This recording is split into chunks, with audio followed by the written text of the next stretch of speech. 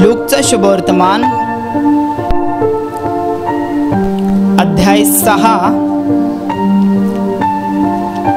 वचन 37। मी वाचतो, सगळ्यांनी लक्षपूर्वक ऐकायचं आहे। तुम्ही कोणाचे दोष काढू नका, म्हणजे तुमचे दोष कोणी काढणार नाही। कोणाला दोषी ठरवू नका, म्हणजे तुम्हाला कोणी दोषी ठरवणार नाही। क्षमा करा, म्हणजे तुमची क्षमा होईल। Hallelujah, hallelujah, hallelujah. माझ्या प्रिय भावांनो आणि बहिणींनो, हे जे वचन आता आपण वाचलेलं आहे त्या वचनाचा दुसरा भाग आपण पाहणार आहोत। या दुसऱ्या भागामध्ये असं लिहिलेलं आहे की क्षमा करा, म्हणजे तुमची क्षमा होईल। Hallelujah, hallelujah, hallelujah. क्षमा करा म्हणजे तुमची क्षमा होईल। पण कोणती क्षमा? जर आपल्याला आपल्या अपराधांची, आपल्या पापांची, आपल्या चुकांची जर क्षमा करून घ्यायची असेल तर आपल्याला पहिल्यांदा आपल्या अपराध करणाऱ्यांना क्षमा केली पाहिजे। म्हणजे ज्यांनी आपल्याला छळलेलं आहे, ज्यांनी आपल्यावर अन्याय केलेला आहे, ज्यांनी आपल्या हृदयाला वेदना दिलेल्या आहेत, आपल्याला टाकून बोललेलं आहे, आपल्यासाठी म्हणजे आपल्याविषयी अजून काही वाईट योजना केलेल्या आहेत, म्हणजे आपल्याला खड्ड्यात पाडलेलं आहे, त्या सगळ्यांना आपल्याला क्षमा करायची आहे, तरच आपल्या पापांची क्षमा होणार। Hallelujah, hallelujah, hallelujah. माझ्या प्रिय भावांनो आणि बहिणींनो, 2000 वर्षापूर्वी देवाचा पुत्र येशू ख्रिस्त या जगामध्ये माणसाचं रूप धारण करून आला होता। तो एका कुमारिकेच्या उदरी जन्माला आला, पवित्र आत्म्यापासून त्याचा जन्म झाला आणि त्यानंतर तो आपल्या आईवडिलांच्या आज्ञेत राहिला। वयाच्या 30 वर्षापर्यंत त्याने लोकांचं जीवन बघितलं। तो आईवडिलांच्या आज्ञेत राहिला। ज्यावेळेस तो या जगात होता त्यावेळेस त्यांनी सगळ्या लोकां म्हणजे देवाचा पुत्र येशू ख्रिस्त या लोकांमध्ये राहिला।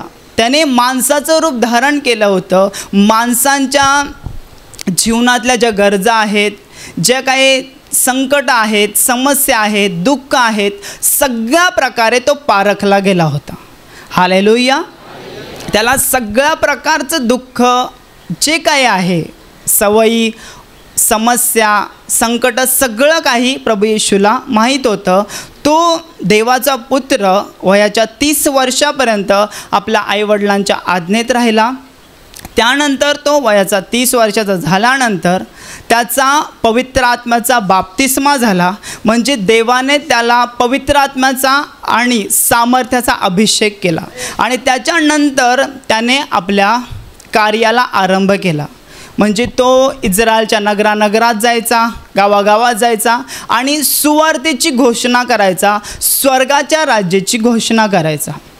आणि घोषणा करत असताना त्याच्या मुखातून स्वर्गातली वचनं निघायची आणि त्या वचनांच्या द्वारे लोकांची जीवनं बदलून टाकायची। आणि अगदी ही सुवार्तेची घोषणा करत असतानाच तो रोग्यांना बरं करायचा, म्हणजे मुक्यांना वाचा द्यायचा, बहिऱ्यांना ऐकतं करायचा, ज्यांना दृष्टी नाही, जे आंधळे आहेत त्यांना दृष्टी द्यायचा, अद्भुत चिन्ह चमत्कार करत राहायचा। आणि असंच हे वचन आहे जे प्रभू येशू ख्रिस्ताने लोकांना सांगितलं की प्रभू येशूने लोकांचं जीवन अगदी जवळून पाहिलं होतं की त्यांच्या जीवनामध्ये आजार, दुःख, संकट का आहेत। आणि हे वचन त्याने प्रभू येशू ख्रिस्ताने लोकांना सांगितलं की तो म्हणाला, क्षमा करा म्हणजे तुमची क्षमा होईल। Hallelujah, hallelujah, hallelujah. माझ्या प्रिय भावांनो आणि बहिणींनो, आपल्याला जर आपल्या पापांची क्षमा करून घ्यायची आहे तर आपल्याला लोकांना क्षमा केली पाहिजे। याचं कारण हे आहे, कारण की देव पवित्र आहे, पवित्र आहे, अति पवित्र आहे आणि माणूस पापी आहे महापापी आहे, अति महापापी आहे. आणि पापी मनुष्य आणि जिवंत देव यांच्यामध्ये एक आडभिंत आहे. ही पापाची आडभिंत आहे. जोपर्यंत ही पापाची आडभिंत पाडली जात नाही तोपर्यंत माणसाचा आणि देवाचा समेट होऊ शकत नाही. Hallelujah, hallelujah. म्हणजे माझ्या प्रिय भावांनो आणि बहिणींनो, आता आपल्याला स्वतःला हे मानून घेतलं पाहिजे की आपण पापी आहोत. काही लोकांचं असं असतं की मी काय पाप केलेलं आहे, माझ्या मनात कोणाबद्दल राग नाही, मी तर चिडतच नाही, मला रागच येत नाही. हालेलुया. अशी काही लोकांची अशी मनोभावना असते की ते एकदम स्वतःला सज्जन समजत असतात. Hallelujah, hallelujah. पण ही पापाची आडभिंत आहे. माझ्या प्रिय भावांनो आणि बहिणींनो, काही लोकांना असं वाटत असेल की आपल्याला सायन्समध्ये शिकवलं जातं की माणसाचा जो पूर्वज होता तो माकडापासून होता. अजिबात असं नाही. कारण की पुस्तकामध्ये असं लिहिलेलं आहे की माणसाचा पूर्वज माणूसच होता. माकड असा संभव केलेला आहे. हालेलुया. तर माणसाचा पूर्वज माणूसच होता. ज्या वेळेस देवाने आज संपूर्ण सृष्टीची निर्मिती केली, हे सुंदर असं आकाश, सूर्य, चंद्र, तारे सगळं काही देवाने माणसासाठी निर्माण केलेलं आहे आणि माणसासाठीच आजपर्यंत राखून ठेवलेलं आहे. देवाने हे सगळं निर्माण केल्यानंतर माणसाला निर्माण केलं. पृथ्वीवरील मातीचा पुतळा बनवला आणि त्या पुतळ्यामध्ये देवाने जीवनाचा श्वास फुंकला आणि माणसाची निर्मिती केली. पहिला माणूस आदम आणि दुसरा माणूस अर्थात स्त्री हव्वा या दोघांची निर्मिती देवाने केलेली आहे. Hallelujah, hallelujah. आणि त्यानंतर या दोघांनासुद्धा देवाने सुखाचं, समाधानाचं, शांतीचं जीवन जगण्यासाठी निर्माण केलं होतं. म्हणजे अखिल मानवजात जी आहे या माणसालाच शांतीचं जीवन जगण्यासाठी निर्माण केलं होतं. आणि या दोघांनासुद्धा एका सुंदरशा बागेमध्ये ठेवलं होतं आणि त्या बागेमधली झाडं होती, त्यांची फळं खाणं, तिथली रखवाली करणं हेच त्यांचं काम होतं. हालेलुया. आणि त्यावेळेस देवाला पाहायचं होतं की हा जो माणूस मी बनवलेला आहे, माझ्या प्रतिरूप असं समानतेमध्ये हा माणूस माझी आज्ञा पाळतो की नाही, माझं ऐकतो की नाही. त्यावेळेस देवाने त्यांना एक आज्ञा दिली होती की अशा जे बागेमध्ये एक बरं आणि वाईट ज्ञान देणारं जे झाड आहे त्याचं फळ खाऊ नका. हालेलुया. ते खाल तर तुम्ही खास मराल, अशी देवाने आज्ञा त्यांना दिली होती. परंतु या दोघांनी तेच केलं. म्हणजे जे देवाने सांगितलं नव्हतं तेच केलं. पाप म्हणजे काय नीट समजून घ्या. पाप म्हणजे देवाची इच्छा बाजूला करून आपली स्वतःची इच्छा पूर्ण करणं म्हणजे पाप आहे. हालेलुया. आणि हेच काम त्यांनी केलं आणि तेव्हापासून माणूस जो आहे देवापासून दूर निघालेला आहे. Hallelujah, hallelujah. त्यानंतर तो सैतानाचा गुलाम झाला आणि सैतान मग माणसाचं जीवन आजारांनी, दुःखांनी, संकटांनी, श्रापांनी भरू लागला आणि लोकांचं जीवन अगदी नरकाचं झालेलं आहे. आजसुद्धा जगामध्ये जे लोक जगत आहेत अगदी नरकासारखं जीवन जगत आहेत. लोकांच्या जीवनामध्ये आजार आहेत, दुःख आहेत, संकट आहेत, श्राप आहे, सगळं काही जे वाईट आहे त्या दुष्ट सैतानाने माणसाला दिलेलं आहे. कारण की माणूस सैतानाचा आज ऐकत आहे. हालेलुया. ज्या वेळेस माणसाची उत्पत्ती वाढत गेली त्यावेळेस देवाला माणसाचा अनुताप झाला की माणूस आज काय करत आहे, या माणसाला मी का बनवलं, तो अनुताप झाला.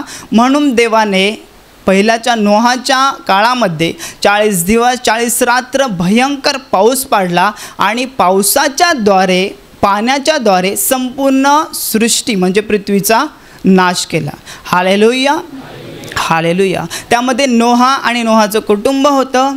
त्यानंतर यांच्याद्वारे जी उत्पत्ती झाली त्यांनीसुद्धा पाप केलं. एकदम पापाची परिसीमा झाली. त्यावेळेस देवाला माणसाची दया आली आणि ही दया आल्यामुळे देवाने त्याच्या एकुलत्या एक पुत्राला या जगात पाठवलं. देवाचा पुत्र येशू ख्रिस्त 2000 वर्षापूर्वी अखिल मानवजातीच्या पापांची शिक्षा स्वतःच्या देहावरती घेण्यासाठी आणि माणसाला या पापाच्या शृंखलेतून सोडवण्यासाठी, नरकाच्या भयानक अग्नीतून वाचवण्यासाठी या जगात आला. Hallelujah, hallelujah.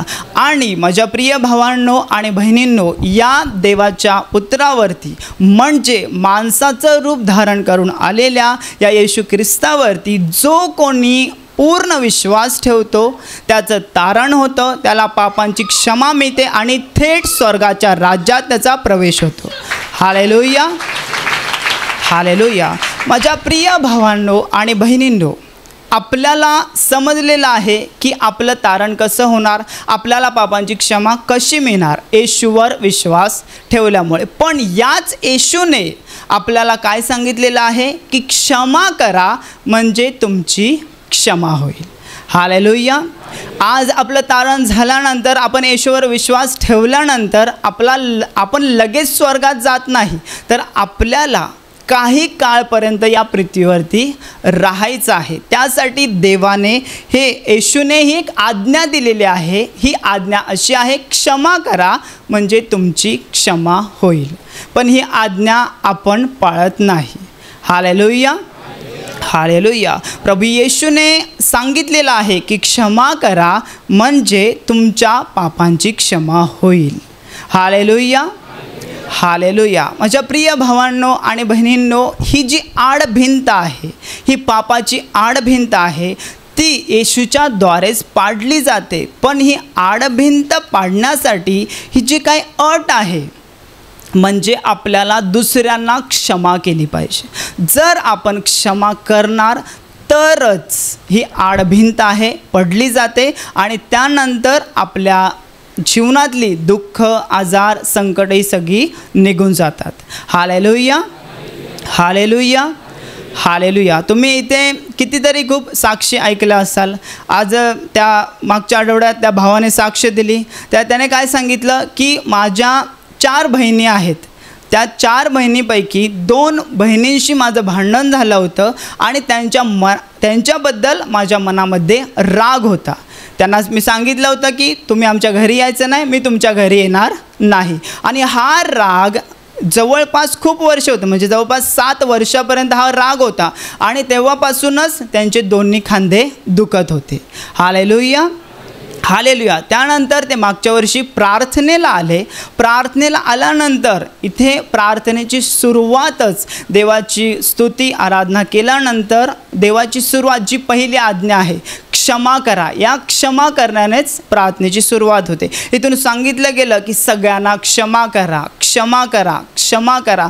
त्यावेळेस त्याच्या भावाला आठवलं की माझ्या 2 बहिणींच्या बद्दल माझ्या मनात राग आहे. पण त्याने काय केलं, एकाच बहिणीला क्षमा केली, त्याच्यावर दया झाली आणि त्याचा एक खांदा पूर्णपणे बरा झाला. Hallelujah, hallelujah. पण दुसरा खांदा दुखत होता. मग त्याने काय केलं, 2 महिन्यापूर्वी शिबिर केलं आणि शिबिरात पण इथे सांगितलं गेलं की क्षमा करा, क्षमा करा, क्षमा करा. तुमच्या आईवडिलांच्या बद्दल, तुमच्या भावा बहिणींबद्दल राग आहे, त्यांना सगळ्यांना क्षमा करा, सगळ्यांना क्षमा करा. त्यावेळेस त्याने त्या दुसऱ्या बहिणीला क्षमा केलं, तिच्याची समेट केला आणि त्यानंतर त्याचा दुसरा खांदा पूर्णपणे बरा झाला. Hallelujah, hallelujah. माझ्या प्रिय भावांनो आणि बहिणींनो, मी तुम्हाला असं का सांगत आहे, कारण की ही एक अट आहे. वचन सोपं पण आहे आणि कठीण पण आहे. हालेलुया. ज्यांचं अंतःकरण, ज्यांचं हृदय कठीण आहे, येशूमध्ये आल्यानंतर सुद्धा त्यांच्यासाठी हे वचन कठीण आहे. पण ज्यांचं हृदय एकदम तुटलेलं आहे, येशूशी जोडलेलं आहे, त्यांच्यासाठी हे वचन एकदम सोपं आहे. Hallelujah, hallelujah. माझ्या प्रिय भावांनो आणि बहिणींनो, आपल्याला क्षमा केली पाहिजे. आपण क्षमा नाही केली तर आपल्या पापांची आपल्याला क्षमा होणार नाही. आज खूप सारे जे आजार आहेत, दुःख आहेत, संकट आहेत, हे एकाच कारणामुळे येतात. आपल्या पापामुळे तर आजार येतातच, परंतु आपण दुसऱ्यांबद्दल आपल्या मनात राग ठेवतो, द्वेष भावना ठेवतो, कटुता ठेवतो, सुडेची भावना ठेवतो. आपण त्यांच्याबद्दल अन्याय करतो. कोणी आपल्याला टाकून बोललेलं असतं, कोणी अजून काही केलेलं असतं, आपल्याला धोका दिलेला असतो, त्यांच्याबद्दल आपण राग मनात ठेवतो आणि त्याचा जो हे असतं ते आपल्यावर, त्याचा परिणाम आपल्याला भोगायला लागतो. हालेलुया. एक बहीण होती. एक बहीण इकडे येऊन साक्ष देते की तिला खूप वर्षापासून कॅन्सर होता. ती प्रार्थनेला आली, प्रभूची महान दया झाली आणि तिचा कॅन्सर पूर्णपणे बरा झाला. पण याची सुरुवात कुठून झाली? ज्या वेळेस ती साक्षीमध्ये सांगते की याची सुरुवात कुठून झाली, तिला विचारण्यात आलं तर ती एकदा भाजी आणण्यासाठी मंडईत चाललेले असते आणि त्यावेळेस तिच्या मनामध्ये पूर्वीपासून एका बहिणीबद्दल राग असतो. तिचे नातेवाईक असतील आणि ती तिला समोर येताना दिसते. ती एवढी चिडते आणि नंतर ती घरी येते आणि घरी आल्यानंतर तिला ताप येतो, डोकं दुखतं, अंग दुखतं. मग नंतर ते चेकअप करण्यासाठी जातात तेव्हा त्यांना सांगण्यात येतं की तुम्हाला कॅन्सर झालेला आहे. Hallelujah, hallelujah. म्हणून मी तुम्हाला म्हणालो, ज्यांचं हृदय कठीण आहे त्यांच्यासाठी हे वचन कठीण आहे. Hallelujah, hallelujah. एक भाऊ होता. आता तो भाऊ रिक्षा चालक आहे. तो रिक्षा चालवतो आणि आपला उदरनिर्वाह करतो. आणि एके दिवशी तो इथे प्रार्थनेला आला होता आणि त्याने साक्ष दिली. तो साक्षीत असा म्हणला की मी रस्त्याने रिक्षा चालत जात होतो आणि त्यावेळेस सिग्नल लागला आणि ट्रॅफिक जाम झालं आणि पुढे एक आलिशान गाडी होती. त्या गाडीमध्ये 2 पुरुष बसले होते आणि ती गाडी एकदम टच करायला आली होती. म्हणजे त्याची मागे रिक्षा होती आणि एकदम टच करणार. त्यावेळेस त्याने हॉर्न दिला आणि तो म्हणाला, भाऊ गाडी पुढे घ्या, माझ्या रिक्षाला नाहीतर ठोकेल.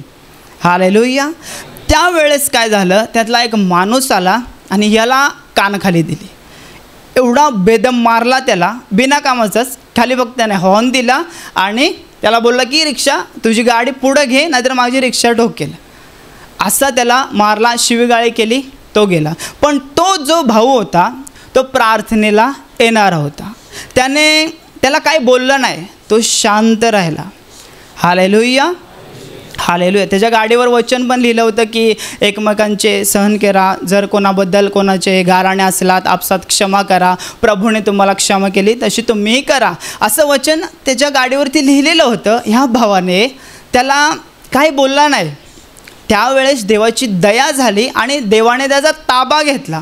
पण याच्यानंतर याच्या मनात अशी भावना झाली की याने मला मारलंच कसं, माझी काय चूक होती.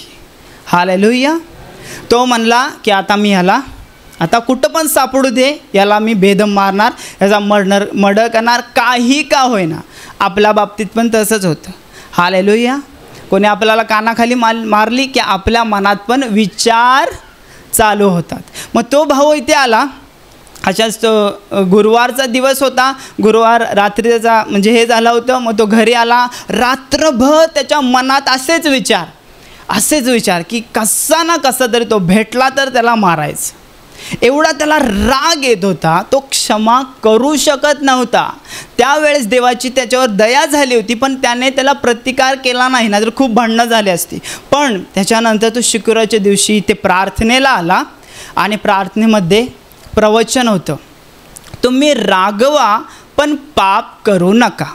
हालेलुया. इथून सिस्टर प्रवचन देत होत्या आणि त्याला असं वाटत होतं सिस्टर मलाच बोलत आहेत, सगळं माझ्याविषयीच सांगत आहेत. अरे मी तर असं बोललो, असं केलं, असा विचार केला.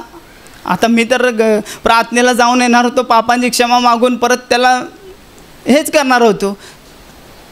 पण त्यावेळेस त्याला आपली चूक समजली आणि प्रवचनाच्या द्वारे देवाची महान अशी त्याच्यावर दया झाली. त्याने त्या भावाला क्षमा केली आणि त्याचं जे हृदयाला रोग झाला होता तो पूर्णपणे बरा झाला. Hallelujah, hallelujah. माझ्या प्रिय भावांनो आणि बहिणींनो, खूप सारे भाऊ बहिणी ते प्रार्थनेला येतात. दोघं जण, आता समजा दोघे जण प्रार्थनेला आलेले आहेत, त्या दोघांना पण डायबिटीस आहे. एक जो व्यक्ती आहे तो प्रार्थनेत भाग घेतो, दुसरा व्यक्ती प्रार्थनेत भाग घेत नाही. इथून सांगितलं जातं क्षमा करा, क्षमा करा, क्षमा करा, क्षमा करा, पण तो काय करतो? क्षमा करत नाही. मी क्षमा करणार नाही, तिने मला एवढं छळलेलं आहे, तिच्याबद्दल माझ्या मनात राग आहे, मी तिला क्षमा करणार नाही, मी त्याला क्षमा करणार नाही, ती मला बोललीच कशी. एवढा राग त्यांच्या मनात असतो की ते क्षमा करू शकत नाहीत. नंतर जो व्यक्ती क्षमा करतो, हा प्रभू येशू मी याला क्षमा करत आहे, त्या व्यक्तीवर प्रभूची दया होते, त्याचा मधुमेह, त्याचा डायबिटीस पूर्णपणे बरा होतो. आणि दुसऱ्या व्यक्तीवर प्रभूची दया होत नाही, त्याचा डायबिटीस बरा होत नाही. मग ते दोघे पण 10-15 जणांना सांगतात की मी प्रार्थनेला गेलो आणि माझा डायबिटीस बरा झाला. पण दुसरा सांगतो मी प्रार्थनेला गेलो, एवढी प्रार्थना केली, गाण्यात भाग घेतला, स्तुती आराधना केली, प्रवचन ऐकलं, पण माझा डायबिटीस बरा झाला नाही. हालेलुया. आता नीट कान देऊन ऐका. माझ्या प्रिय भावांनो आणि बहिणींनो, तुम्ही आजारात आहात, दुःखात आहात, संकटात आहात, कोणत्या ना कोणत्या परिस्थितीला तुम्ही सामोरे जात आहात आणि तुम्ही प्रार्थना करताय, तुमची प्रार्थना ऐकली जात नाही, पण तुमच्या मनात राग आहे. देवाचं सामर्थ्य तुम्हाला स्पर्श करण्यासाठी तुमच्या जवळ येतं, परंतु हे जे बंधन आहे ना, क्षमा न करण्याचं, हे बंधन तुमच्या हृदयात असल्यामुळे ते देवाचं सामर्थ्य तिथे काम करत नाही. परंतु जे व्यक्ती या बंधनं, ही जी बंधनं असतात, जे सगळ्यांना क्षमा करण्याची ही बंधनं तोडतात, त्यांच्यावरच दया होते आणि त्यांचे आजार, दुःख, संकट निघून जातात. Hallelujah, hallelujah. माझ्या प्रिय भावांनो आणि बहिणींनो, प्रभू येशू ख्रिस्त सांगत आहे क्षमा करा म्हणजे तुमची क्षमा होईल. जर तुमच्या मनात अजूनही कुणाबद्दल राग आहे, खूप वर्षापासून आहे, एक साधं उदाहरण देतो. काही भावा बहिणींच्या घरी लग्न असतात, ते लोक पाहुण्यांच्या घरी जातात आणि मुख्यतः बहिणींची एक समस्या असते, त्यांना आहेर दिला जातो, म्हणजे साडी दिली जाते. मग ते घरी येतात, बहिणींना जर मनासारखी जर साडी मिळाली नाही, मला 100 रुपयाची साडी दिली, लग्नात माझा अपमान केला, आता सांगते माझ्या पण मुलाचं लग्न आहे, तिला पण 100 रुपयाचीच साडी देणार. आणि तो राग जो असतो तिच्या मनामध्ये, कारण मी स्वतः बघितलेलं आहे असं, त्यांना मान आणि सन्मान पाहिजे असतो. जर मान सन्मान मिळाला नाही छोट्या छोट्या गोष्टींबद्दल तरीसुद्धा राग येतो आणि क्षमा करू शकत नाहीत. हालेलुया. माझ्या प्रिय भावांनो आणि बहिणींनो, नीट कान देऊन ऐका. ज्या वेळेस जर तुम्ही क्षमा करत नाही, ते जे तुमचं हृदय आहे क्षमा न करणारं, ते देवाला नापसंत आहे. देव पवित्र आहे, पवित्र आहे, अतिपवित्र आहे. तो आपल्यावर प्रेम करतो, पापी मनुष्यावर प्रेम करतो, पण पापाचा द्वेष करतो. देवाची आज्ञा आहे. काय आज्ञा आहे? क्षमा करा म्हणजे तुमची क्षमा होईल. जर तुम्ही आज्ञा तोडताय, देवाची इच्छा न बाळगता, न पालन करता, तुम्ही स्वतःची इच्छा जर पाळत आहात तर तुम्ही पाप करत आहात. हालेलुया. जर देवाचं वचन सांगतं की हे जे आपलं शरीर आहे ते पवित्र आत्म्याचं मंदिर आहे, या मंदिरामध्ये जिवंत देव वास करतो. माझ्या प्रिय भावांनो आणि बहिणींनो, जर आपलं हृदय, हे जे आपलं हृदय आहे ते देवाचं मंदिर आहे, तर या हृदयामध्ये देव वास करतो. तर आता ऐका, प्रभूने सांगितले क्षमा करा म्हणजे तुमची क्षमा होईल. जर तुम्ही क्षमा करत नाही तर या हृदयात देव राहत नाही. हालेलुया. मग कोण राहतो? देवाचा वैरी सैतान. हालेलुया. तुमच्या मनामध्ये तुमच्या सासूबद्दल राग आहे. माझी सासू आहे ना, एवढी मला छळते, एवढी छळते की बस. तुमच्या मनामध्ये सुनेबद्दल राग आहे. ही सून आहे ना, काही कामाची नाही, ती काय काम करत नाही. हालेलुया. माझ्या प्रिय भावांनो आणि बहिणींनो, आणि मग नंतर काय होतात? भांडणं होतात, झगडे होतात. पूर्ण अशांती होते. पण माझ्या प्रिय भावांनो आणि बहिणींनो, जर एका सुनेने आपल्या सासूला जशी आपली आई आहे तसा स्वीकार केला आणि आपल्या सासूने आपल्या सुनेला एक आपली माझी मुलगी आहे म्हणून स्वीकार केला, तर भांडणं होतील का? नाही होत. कारण की मी स्वतः बघितलेलं आहे की ज्या वेळेस त्या सासूची मुलगी येते, मुलगी काय पण चूक करू दे, आई काय बोलत नाही, पण सुनेनं थोडंसं काय केलं की सासू चालूच होते. Hallelujah, hallelujah. माझ्या प्रिय भावांनो आणि बहिणींनो, जर मी तुम्हाला सांगितलं, जर आपल्या हृदयामध्ये जर देव राहत नाही, मी आपण का बोलतो आहे, कारण की मी तुम्हाला सांगतो तसं मला पण सांगतो आहे. हालेलुया. कारण की आपण जर असं क्षमा करत नाही तर आपल्या हृदयामध्ये कोण राहत आहे?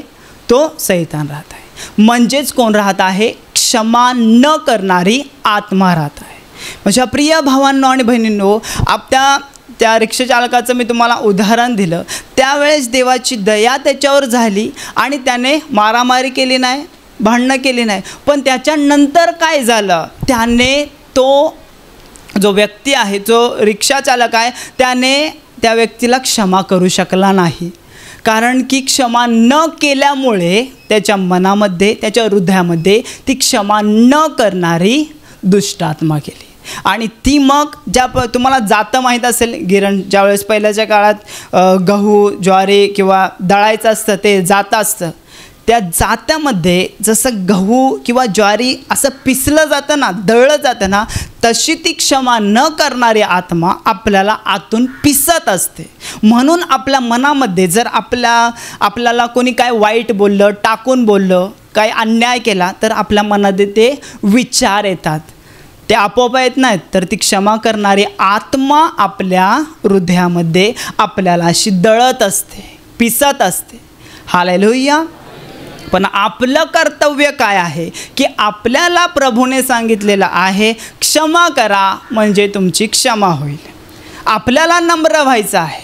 प्रभू येशू ख्रिस्त स्वतः नम्र झाला, तो म्हणाला क्षमा करा म्हणजे तुमची क्षमा होईल. पण त्याच प्रभू येशूला जेव्हा मारण्यात आलं, त्याला थोबाडीत देण्यात आल्या, त्याला छळ, अपमान, निंदा करण्यात आली, त्याला एक रुमाल घेतला, त्याच्या डोक्याला असा बांधला, त्याला थोबाडीत दिला आणि सांग की अंतर्ज्ञानाने की तुला कोणी मारलं?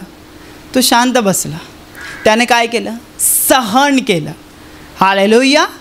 त्याने काय केलं? सहन केलं. आता आपल्याला त्याच्याद्वारे स्वर्ग मिळणार आहे, तर त्याने जे आपल्याला सांगितलेलं आहे ते आपल्याला केलं पाहिजे. म्हणजे काय केली पाहिजे? क्षमा केली पाहिजे. क्षमा केली पाहिजे. प्रभू येशू ख्रिस्ताने आपल्या पापांची शिक्षा स्वतःच्या देहावरती घेतली. त्याला चाबकाचा मार देण्यात आला, त्याच्या खांद्यावरती वजनी क्रूस देण्यात आला आणि ते अर्धमेलं शरीराने प्रभू येशू ख्रिस्त तो क्रूस घेऊन जात होता. आणि त्याच क्रूसावरती प्रभू येशू ख्रिस्ताला 3 खिळा त्याच्या हातात आणि पायात खिळे ठोकण्यात आले, त्याला टांगण्यात आलं. हालेलुया. ज्यावेळेस लोक त्याची मजाक उडवत होते, थट्टा मस्करी करत होते, त्यावेळेस प्रभू येशू ख्रिस्त म्हणाला, हे बापा, हे काय करत आहेत हे त्यांना कळत नाही, यांना तू क्षमा कर. त्याने तो मरत होता तेव्हा त्याने क्षमा केली. हालेलुया. मग आता आपण त्याच्यावर विश्वास ठेवलेला आहे, तर आपल्याला पण क्षमा केली पाहिजे. माझ्या प्रिय भावांनो आणि बहिणींनो, तुम्हाला जर जमत नाही क्षमा करायला, ती पण एक कृपेची वेळ असते. तो भाऊ प्रार्थनेला आला होता, मी तुम्हाला सांगितलं, तो भाऊ प्रार्थनेला आला होता, तिच्या बहिणीबद्दल राग होता, पण एकदा एका बहिणीला त्याने क्षमा केली, एकच खांदा बरा झाला. नंतर दुसऱ्या बहिणीला क्षमा केली, दुसरा खांदा बरा झाला. माझ्या प्रिय भावांनो आणि बहिणींनो, क्षमा करा. आपल्याला जर आपण येशूवर विश्वास ठेवलेला आहे, तर आपल्याला सुद्धा येशूसारखं व्हायला पाहिजे. ज्याप्रमाणे क्रूसावरती असताना प्रभू येशू ख्रिस्ताने आपल्या मारेकरांना क्षमा केली, तशी आपण सुद्धा देवाला केली पाहिजे. जर आपण करत नाही, तर आपलं हृदय जे आहे ना, जे एक फळ असतं ते सडतं ना, नासतं ना, त्याप्रमाणे आपलं हृदय आहे. त्याला घाण वास येत आहे. Hallelujah, hallelujah. माझ्या प्रिय भावांनो आणि बहिणींनो, आणि या घाणेरड्या हृदयामध्ये, अशुद्ध अंतकरणामध्ये देव राहत नाही. म्हणून ज्या लोकांना आजार आहेत, दुःख आहेत, संकट आहेत, त्यांना तुम्हाला मी सांगू शकतो की तुम्हाला क्षमा करण्याची गरज आहे. तुम्हाला क्षमा होत नाही तर तुम्ही देवाला तसं अंतकरण मागा, तसं हृदय मागा. एक भाऊ बहिणी माझ्याकडे आले होते काउन्सिलिंगसाठी. त्या भाऊ बहिणीच्या त्यांच्या लग्नाला 20 वर्ष झालेत आणि 20 वर्षापासून तो भाऊ म्हणतो मी 3 तास प्रार्थना करतो, 1 तास आम्ही म्हणजे कौटुंबिक प्रार्थना करतो.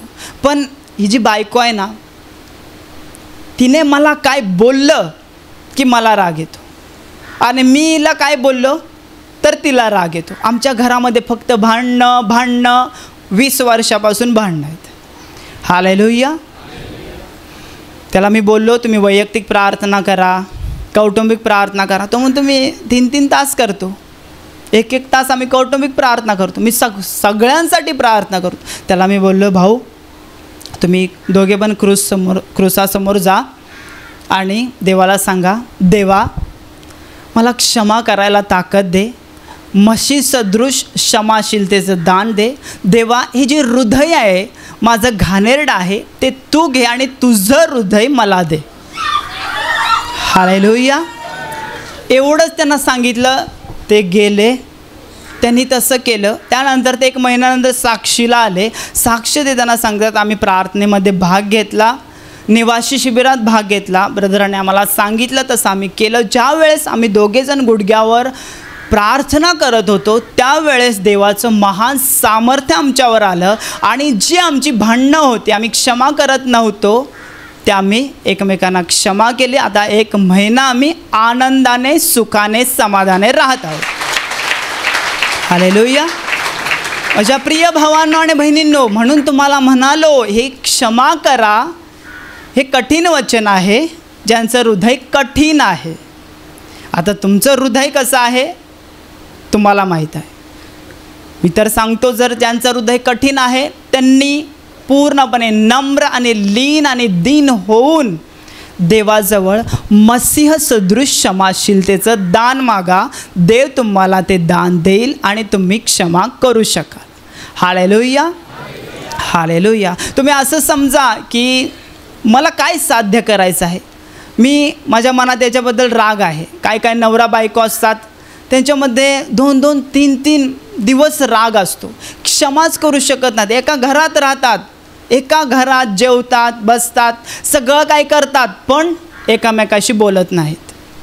काय करायचं आहे तुम्हाला? हे असं जीवन जगून तुम्हाला साध्य काय करायचं आहे? काहीच नाही. आपण येशूवर विश्वास ठेवलेला आहे तर आपल्याला सगळ्यांना क्षमा केली पाहिजे. माझ्या प्रिय भावांनो आणि बहिणींनो, म्हणून आता प्रार्थना होईल त्यावेळेस देवाला पश्चातापी हृदय मागा. देवाला सांगा, देवा मला क्षमाशीलतेचं दान दे. ज्याप्रमाणे प्रभू येशू ख्रिस्त क्रूसावरती मेला आणि त्यानंतर तो मेला आहे की नाही ते चेक करण्यासाठी त्याच्या कुशीमध्ये भाला भोसकला. त्यावेळेस पहिल्यांदा रक्त निघालं, नंतर पाणी निघालं. हालेलुया. अगदी त्याचप्रमाणे लक्षात ठेवा, जर कोणी आपल्याला असे आपल्या आजूबाजूचे लोक जळते बाण सोडून आपल्या हृदयाला वेदना देत आहेत, असे आपल्याला भुसकत आहेत, तर त्यांना क्षमा करा. Hallelujah, hallelujah. माझ्या प्रिय भावांनो आणि बहिणींनो, सगळ्यांना पहिल्यांदा तुम्ही जर पहिल्यांदा प्रार्थनेला आलेला आहात तर प्रभू येशू ख्रिस्तावरती 100% विश्वास ठेवा. त्याच्याजवळ आपल्या पापांची क्षमा मागा, सगळ्यांना क्षमा करा, पश्चाताप करा आणि प्रभू येशूजवळ क्षमा मागा. तो तुमच्या पापांची क्षमा करेल आणि मेल्यानंतर तुमचा थेट स्वर्गाच्या राज्यात प्रवेश होईल. Hallelujah, hallelujah, hallelujah. माझं नाव विशाखा आहे. मला ना माझे पाय आहेत ना खूप दुखत होते, मला राहवत नव्हतं एकदम. तर खूप प्रार्थना करायची मी की माझे पाय चांगले होऊ द्या. शेवटची प्रार्थना जी चालू होती ना, तर त्याच्यामध्ये बोलले की नाच गाणी हे करा. तर मी नाचायला लागली, उड्या मारायला लागली ना, तर माझे पाय एकदम बरोबर झाले, एकदम चांगले झाले. आता दुखत नाहीत? आता दुखत नाही, माझे पाय दुखत नाही. तुम्ही म्हणता की एवढे दुखत होते की तुम्ही 2 दिवस खूप हाताने दाबत होता. आणि हाताने दाबत होती मी. मग आता ते शिष्य बसलेले ना, तर त्यांच्याकडून मी तेलसुद्धा घेतलं, मी तेलसुद्धा लावलं. मी एकदमच दुखणं बरं झालेलं आहे माझं. जेव्हा ब्रदर बोलले की तुम्ही नाचून गाऊन परमेश्वराची स्तुती करा, तुम्ही नाचून गाऊन स्तुतीमध्ये भाग घेतला आहे करून. आणि नाचली मी, उड्या पण मारत राहिली मी. उडी पण नाही कधी मारायची, पण आज उडी पण मारली मी. तर माझे पाय एकदम बरे झालेत आता एकदम. आता काहीच त्रास होत नाही? काहीच त्रास होत नाही, काहीच नाही होत.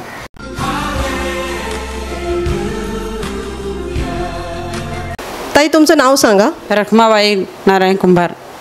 तुम्हाला काय झालेलं? काल माझा अचानक पाय दुखून आला. जेव्हा प्रवचन चालू होता तेव्हा अचानक पाय दुखून आला. पण मग पाय पण दुखून आला, इथं म्हणजे कुशीत पण दुखून आलं होतं. पण जेव्हा संध्याकाळी पवित्र आत्म्याची प्रार्थना झाली तेव्हा माझा पाय पण बरा झाला. ते सांगत होते नाचा, त्याच्यात मी मग अशी नाचायला लागलो थोडीशी. मग माझा पायाचा दुखणं पूर्ण निघून गेला. तसंच माझ्या कुशीत दुखून आलं होतं ते पण निघून गेलं. एकदम मला हलका वाटला, म्हणजे कुशीत दुखून म्हणजे असं भारी वाटत होतं, तर ते पूर्णपणे निघून गेलं. आता बरे आहात तुम्ही? हां, पूर्ण बरे आहे, म्हणून मी प्रभू येशूला उंचावते. आणि तुमच्या नातीची काय साक्ष आहे? तिचं 1 महिन्यापूर्वी पाय दुखत होतं, तर ते पाय एवढं दुखत होतं ती रडत होती का माझं पाय दुखत आहे. मग पाय बुवा माझं दाबा. ती जर झोपली तर पाय पूर्ण दाबायला लावायची का बुवा माझा पाय खूप दुखत, दोन्ही पण दुखायचं. जर ती झोपली तर डायरेक्ट मग अशी झोपली ना तर असा पाय वळला तर मग तसंच वळूनच राहायचं. तर मग सरळ हळूहळू असं सरळ करायला लागायचा. म्हणजे रात्री झोपताना जेव्हा आपण पाय जवळ करून झोपतो, मग सकाळी उठल्यानंतर ते तसेच राहायचे? तसंच राहायचं. ते मग असं नीट होत नव्हतं, लगेच नीट नाही व्हायचे, टाईम लागायचा. मग ते हळूहळू नीट करावं लागायचं तिला. आणि मग जर उठली हळूहळू नीट केला तर ती अशी लंगडत अशी चालायची. मग तिला लगेच सरळ चालता येत नव्हतं. लंगडत चालावं लागायचं. लंगडत चालायचं. तर असं 1 महिना झाला घरी. आम्ही घरी प्रार्थना करायचो, तेल लावायचो तिला. पण मग शिबिरला निघालो तसे ती सांगा, आई मला पण शिबिरला घेऊन जा, आता मला शाळेत जावं लागेल. तर म्हणा हां चालेल, मी शिबिरला घेऊन जाईल तुला. पण मग इथं आल्यावर शिबिर केला. काल पवित्र आत्म्याची प्रार्थना झाली, त्याच्यात तिचा पूर्ण आजार निघून गेला. म्हणून मी प्रभू येशूला धन्यवाद देते. कालच्या पवित्र आत्म्याच्या प्रार्थनेत पूर्ण निघून गेला, एकदम तिला हलकं वाटलं. आता सांगते माझे पाय दुखत नाही, अजिबात दुखत नाही? नाही दुखत नाही. नंतर ती पूर्ण पाय दाबायला लावायची. आणि तुम्ही म्हणता की सकाळी उठल्यानंतर तिचे पाय वाकडे असले तर मध्ये सरळ व्हायला टाईम लागायचा? एकदम म्हणजे वाकूनच राहायचं, असं वाकून राहायचं. झोपली ना तर असं वाकूनच राहायचा. मग ते हळूहळू तिला सरळ करायला लावायचं. तर ती रडायची, सांगायची माझा पाय ना पक्का वाकूनच राहतो, माझा पाय नीटच होत नाही. मग देव बरा करल, मी सांगायची देव बरा करल आपल्याला, पण माझा पाय खूपच दुखत अशी सांगायची. मग काल पवित्र आत्म्याच्या प्रार्थनेत बरी झाली, त्यानंतर आज सकाळी उठल्यानंतर काय कशी होती ती? काहीच त्रास तिला झाला नाही. पण आज सकाळी ती व्यवस्थित चालत होती? व्यवस्थित चालली पूर्णपणे. देवाने तिला बरं केलं म्हणून मी धन्यवाद देते. तुला काय होत होतं पायांमध्ये? काय झालेलं? पक्का दुखायचं पाय. दुखायचं म्हणजे काय व्हायचं? असं वाकूनच राहायचं. म्हणजे सकाळी उठल्यावर तुझे पाय असे वाकडे राहायचे आणि मग त्यानंतर कसे सरळ व्हायचे? असं हळूहळू ते सरळ व्हायचे. आणि मग सरळ झाल्यानंतर पण तुला लंगडत चालावं लागायचं? हो. मग आता हा 1 महिना तुला त्रास होता. हो. मग आता तू बरी कशी झालीस? मी काल पवित्र आत्म्याची प्रार्थना केली आणि सिस्टरांशी सांगलं का नाचून गाऊन प्रार्थना करा. मी नाचून गाऊन प्रार्थना केली आणि माझं पाय एकदम बरं झालं. म्हणजे तू नाचून गाऊन पण देवाचे आभार मानले आणि तू स्वतः पण प्रभू येशूकडे प्रार्थना केली? हो. आणि कालच्या पवित्र आत्म्याच्या प्रार्थनेनंतर आता तुझे पाय पूर्ण बरे आहेत? हो. सकाळी उठली तेव्हा तुला काहीच त्रास नाही झाला? नाही. लंगडत वगैरे अशी काही तुला म्हणजे पहिलं जसं व्हायचं अगोदर तसं तुला काहीच त्रास नाही झाला? नाही.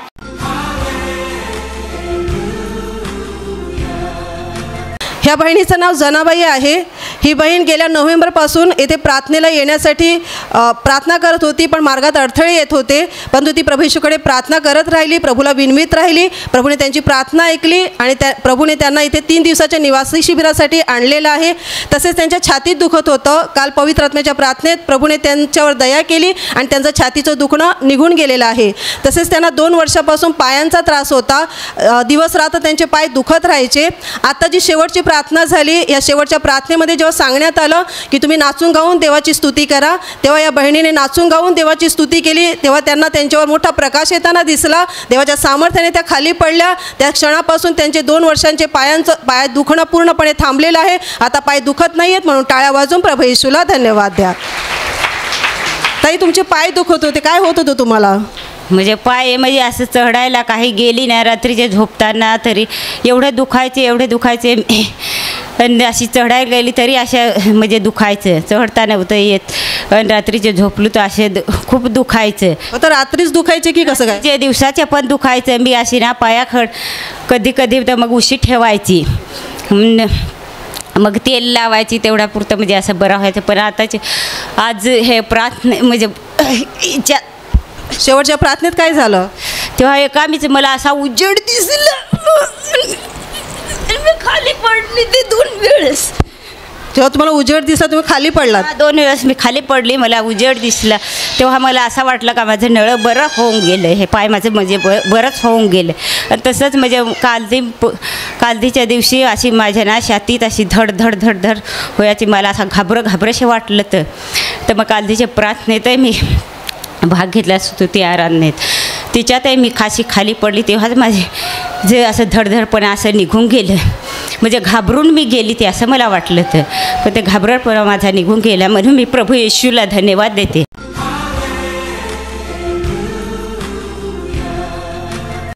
या बहिणीचं नाव भामिनी आहे. ती त्याच्या बहिणीची मुलगी आहे. त्या मुलीला गेल्या काही दिवसापासून छातीत दुखत होतं. त्या आजारासाठी त्या बहिणीने त्या मुलीला विश्वासाने निवासी शिबिरात घेऊन आली. निवासी शिबिरामध्ये कालच्या काउन्सिलिंगच्या प्रार्थनेमध्ये तिने तिची समस्या त्या भद्रानं सांगितली, एका भावाला सांगितली आणि त्याने त्यासाठी प्रार्थना केल्यानंतर प्रभूची दया तिच्यावर झाली आणि तिचं छातीचं दुखणं निघून गेलं. याशिवाय या भामिनीताई सांगतात आहे की त्यांना 25 डिसेंबरला अचानक डोक्यामध्ये आजार आला. तो आजार म्हणजे डोक्यामध्ये त्यांच्या खाज यायला लागली.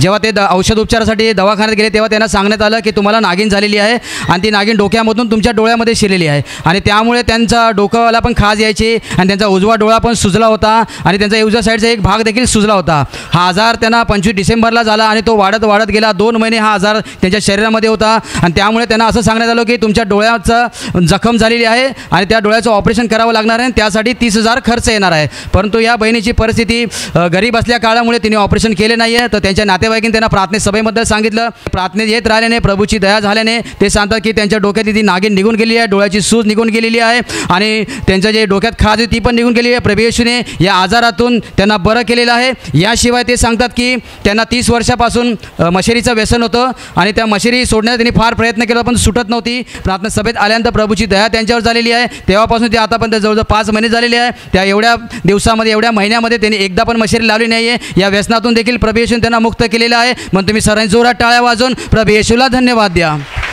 ताई, डोळे उघडा.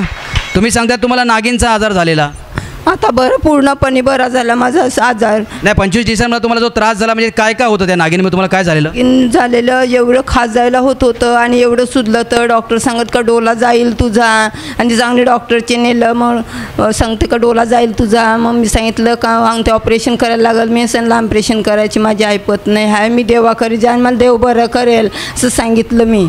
म्हणून देवाचे कोटी आभार मानतो, कोटी धन्यवाद देतो. म्हणजे त्या नागिनीमुळे तुमचं डोकं पण सुजलं होतं? डोक्यातच, अख्खे डोक्यात, अर्धे डोक्यात एवढे असं झालेलं. अर्ध्या डोक्यात नागिन झालेली आणि डोळ्यामध्ये पण ती शिरली होती, पर्यंत आलेली, इथपर्यंत चेहऱ्याच्या भागावर पण आलेली. हो. आणि सूज आली होती? हो, सूज आली होती. पूर्ण डोळा एवढा मोठा झालेला.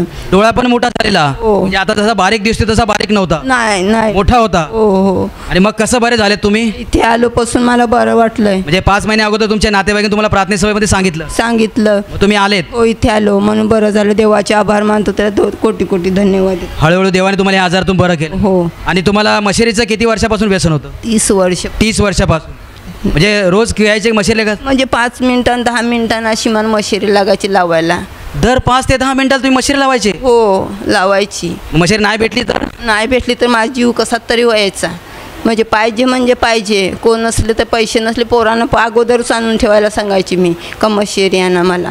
म्हणजे 5 महिने तुम्हाला झाले आता प्रार्थनेतून, आता ते व्यसन पण सुटलेलं आहे? हो. आता तुम्ही मशेरी लावत नाही? नाही बघत. 30 वर्षाच्या व्यसनातून तुम्हाला मुक्त केलं? हो बघत पण नाही आता मी. आता त्या मशेरीकडे बघत पण नाही? नागिनीच्या आजारातून पण बरं केलं? बरं केलं.